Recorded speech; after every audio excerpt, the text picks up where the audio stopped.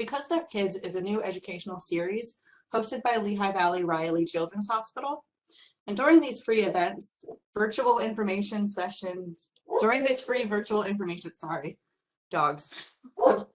Parents and guardians will learn about health topics and have the opportunity to ask questions of our pediatric experts. My name is Helen, and I'll be helping to facilitate. Tonight we're discussing how to promote functional and developmental play with our children while reducing screen time. With fall well underway and outdoor activities coming to an end, this presentation hopes to give you some new ideas to try at home with your families. And just to get started, I want to go over some general WebEx housekeeping. All participants have been muted and your cameras are automatically off. This is just a way to eliminate feedback and distractions, such as my barking dog, throughout the program. And for privacy and HIPAA compliance, all comments and questions will be anonymous and hidden from the other participants. So please feel comfortable to ask any questions you might have. We want you to participate, and we encourage you to post those questions to the panelists using the Q&A tool, which is at the bottom of your screen where you see the Q&A. So just click on that and type in your questions.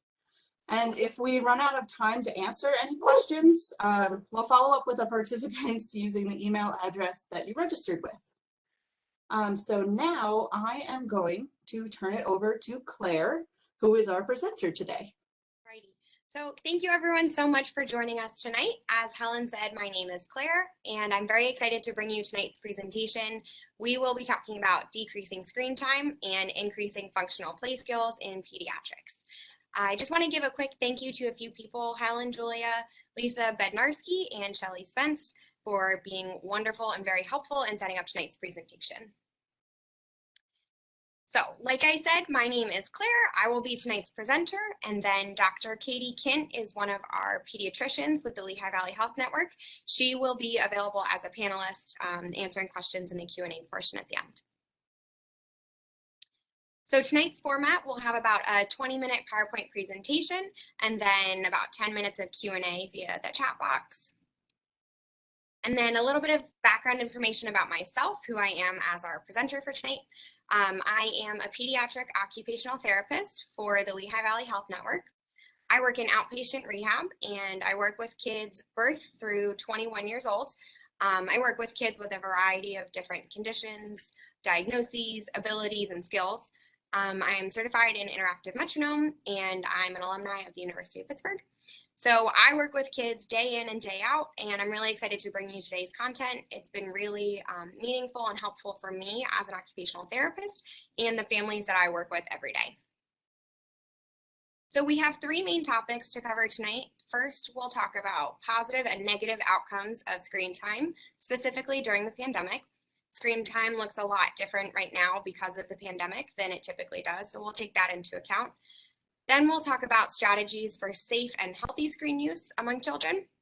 And then we'll wrap things up with some tips and tricks for functional play skill development. All right. So the general recommendation for screen time for children is to try to minimize screen time to 1 to 2 hours a day. This recommendation was set and published before COVID.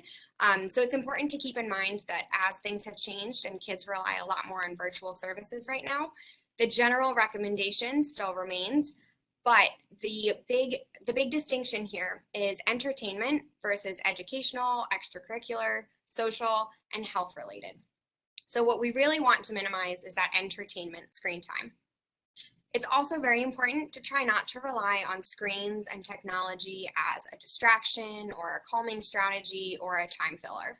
So we'll talk a lot about how to use screens and technology in functional and beneficial ways in your child's day, not as something just to calm them down and keep them busy and fill the day. So why is it so important that we have a good understanding of screen time among pediatrics? There are a few negative outcomes that are associated with too much screen time in children. One of them is sedentary behavior, so spending too much time resting or relaxing and not being very active. Higher weight and body mass index, poor sleep, poor eating habits, and eye strain and vision changes. Now, this last point is particularly true of little kids. Too much time spent in front of screens is also associated with poor cognitive, language, motor, and social emotional skill development. So when we're spending too much time watching screens and not engaged in functional play, that's when we start to see these risk factors occur.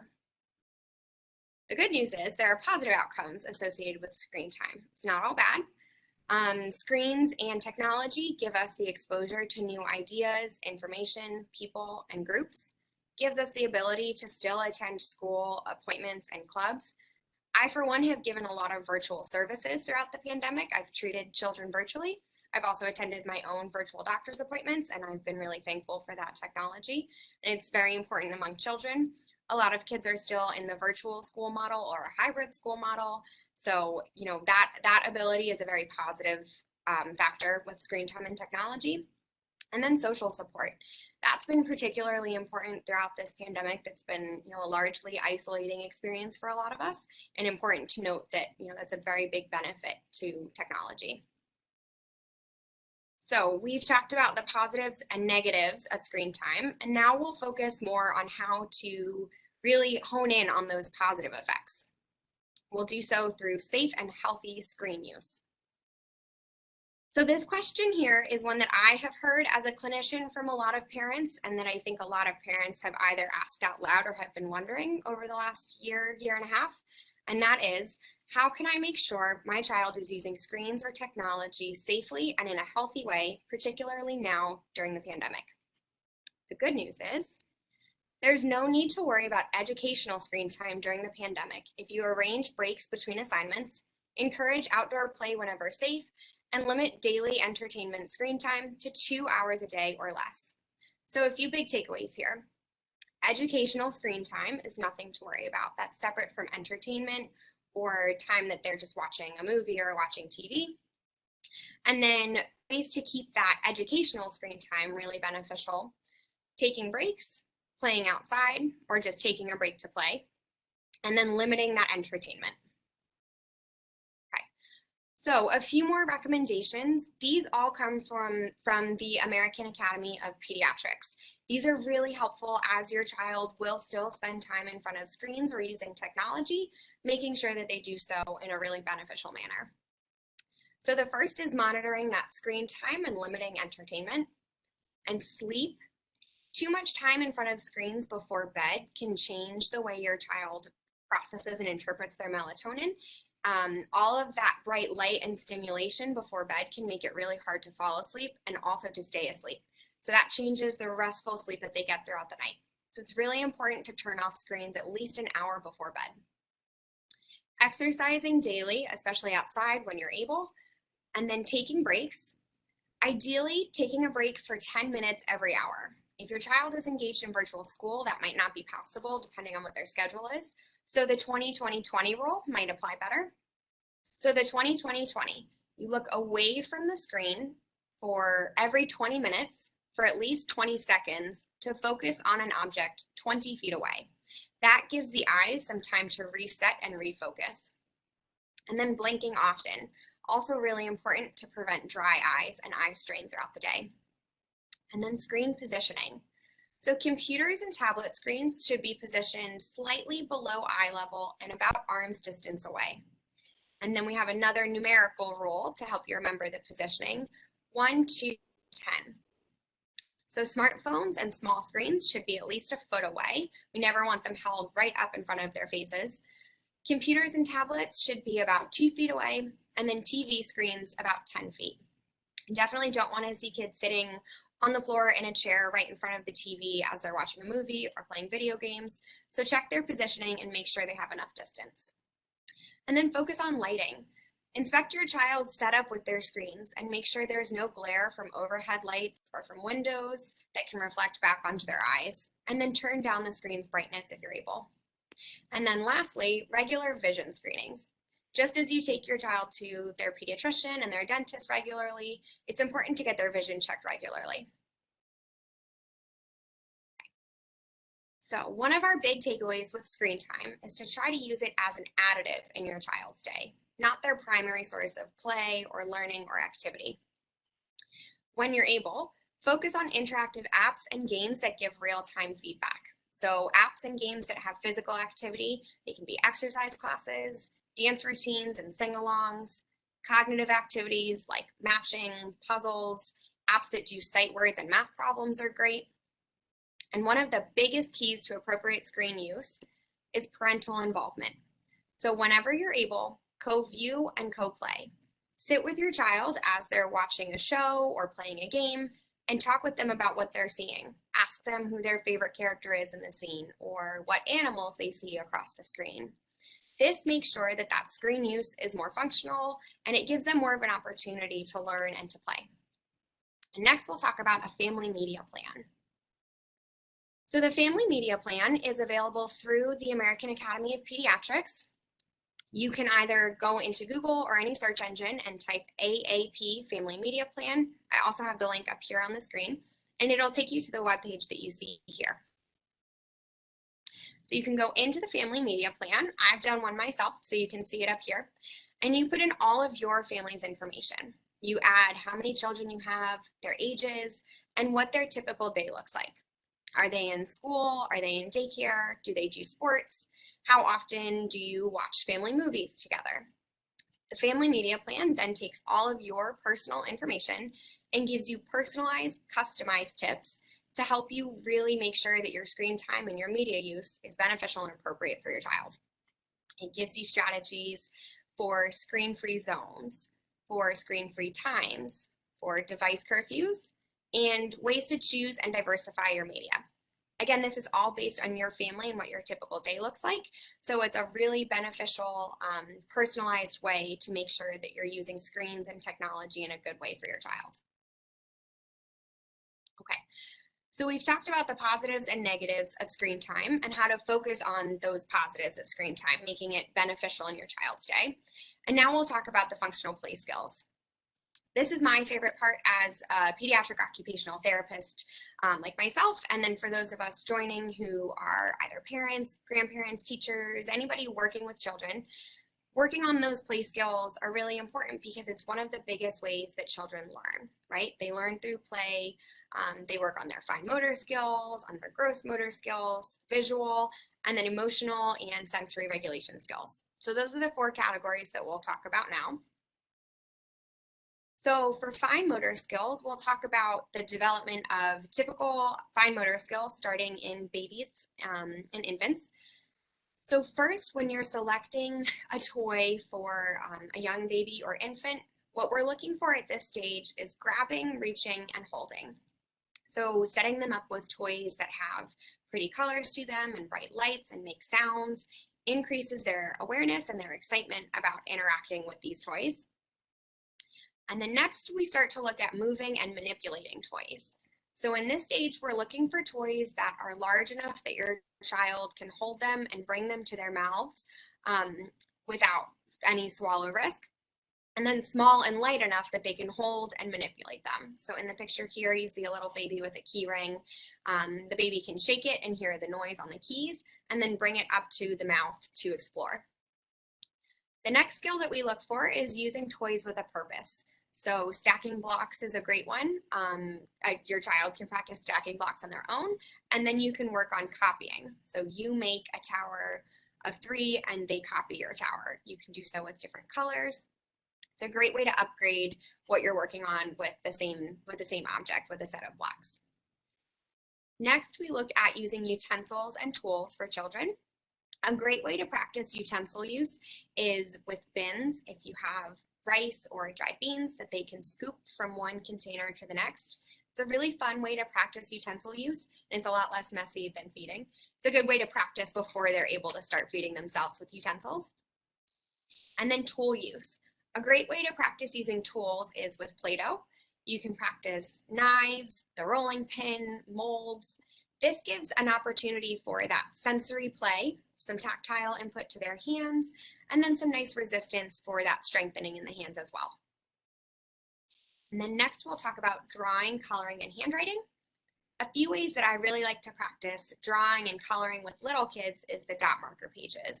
The dot markers are nice and wide for little hands to hold, and it's a good way to start practicing boundary awareness in their coloring pages. And then for handwriting, if your child is not up to the handwriting stage yet, tracing pages are a great way to work on those precursor handwriting skills. You can do fun ones like the ones up here. You can draw shapes that they trace, zigzags.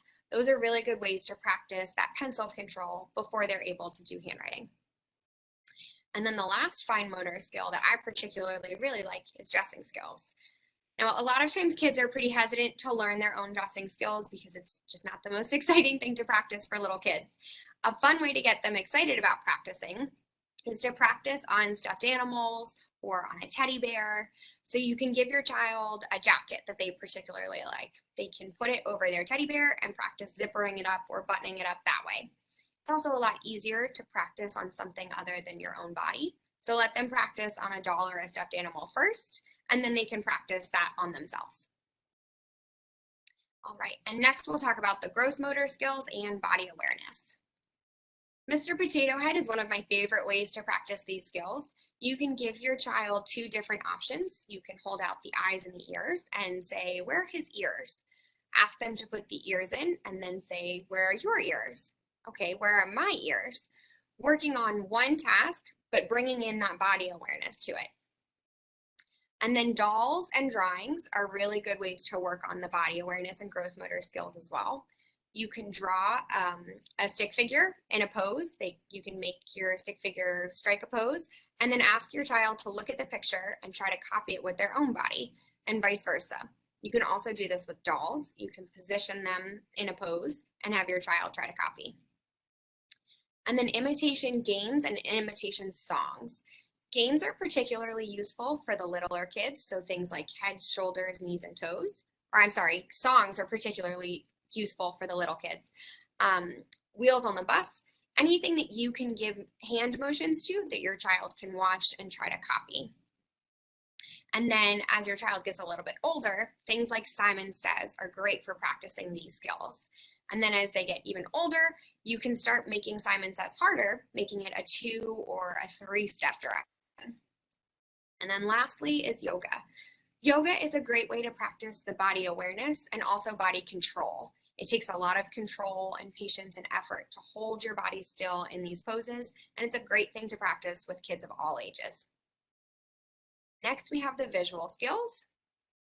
So for the little kids, shape sorters are great ways to start practicing that visual skill, the awareness of what the shapes are and how to line them up. And then as they get a little bit older, puzzles are a great way to practice, starting with the board puzzles that you see here, and then working up to floor puzzles and then complex jigsaw puzzles. Find the difference worksheets are great. You can even print out sets of 2 and then you can have a race to see who can find all the differences first. It really focuses on those visual scanning skills, which are important for school, and it's just a fun way to practice. And then maze worksheets. This is really good for the visual spatial skills and also good for pencil control. So if your child isn't super psyched about practicing handwriting, this is a fun way to practice pencil control in a new way. And then these last 3 I particularly like. So I Spy, the license plate game, and the alphabet game are all ones that you can play without any tools at all. So these are really good ones to practice when you might be inclined to give your child a phone or a tablet. Say you're waiting in the waiting room and they're getting a little bit restless and you don't have anything to give them to play with. You don't have a book or a toy and they're asking for your phone.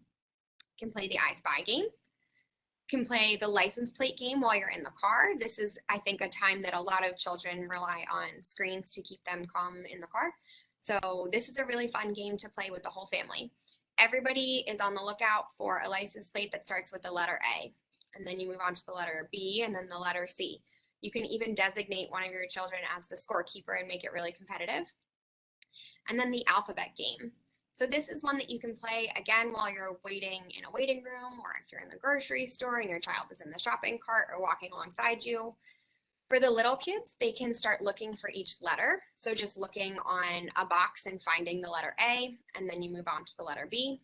And then for older kids, to make it a little bit harder, they can look for items that start with those letters. So they're sitting in the waiting room and say, I see an apple, and I see a board game, and that woman is signing a card. And then lastly, we have the emotional regulation and sensory regulation skills.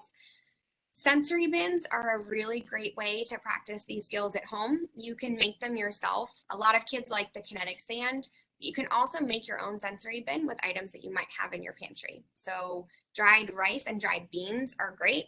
And then you can put your child's puzzle piece in them and they fish around either with their hands or with a spoon to find these pieces.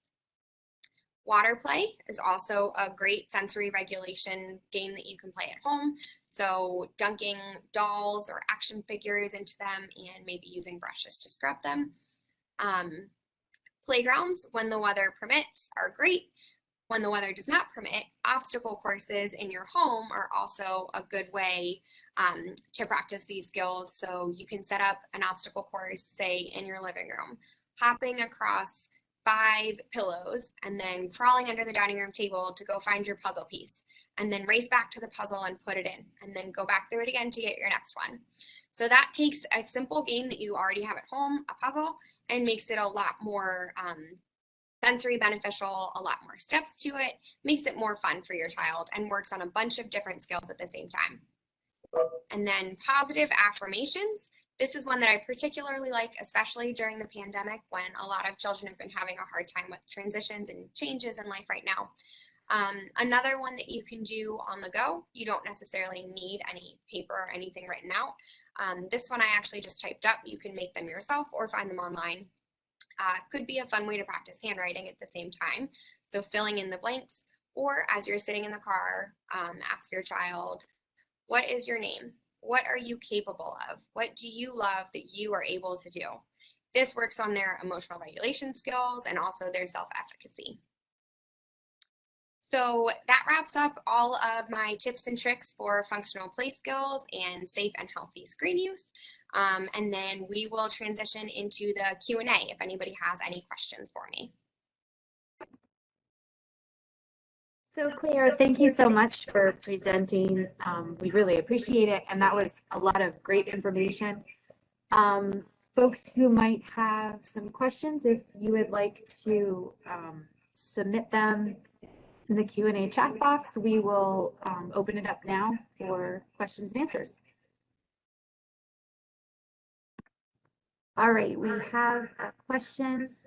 What are the recommended screen times for teenagers 13 to 15 years old?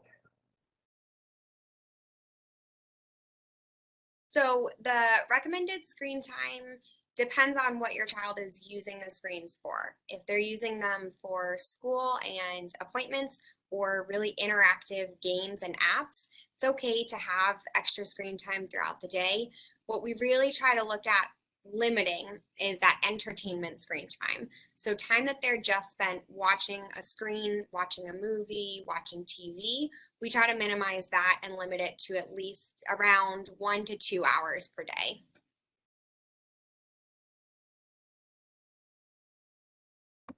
Fantastic. Another question is, what age or what is too early? Like, what's too young for screen time? There's no clear cut answer on what age is too early for screens. The biggest thing that we take into account though with really little kids like infants and toddlers, they're too young at that age to interpret the information that they're seeing and relate that to the 3D world around them. So as kids get older, they start to understand those things better. For really little infants, toddlers, they don't yet have those skills, so the screens are not very beneficial at that age. So we really like to minimize that screen time in the really young kids. Hi guys, it's Dr. Kent here. Can everyone hear me okay? Yes. Okay. Claire, thank you so much. That was such a great presentation. I just wanted to add for that last question, per the American Academy of Pediatric guidelines, really no screen time is recommended for children less than 18 months. And from 18 to 24 months, really limited high quality programming is only recommended because just as you said, kids at that age really aren't learning from screens. And so they're not really getting that same benefit from it.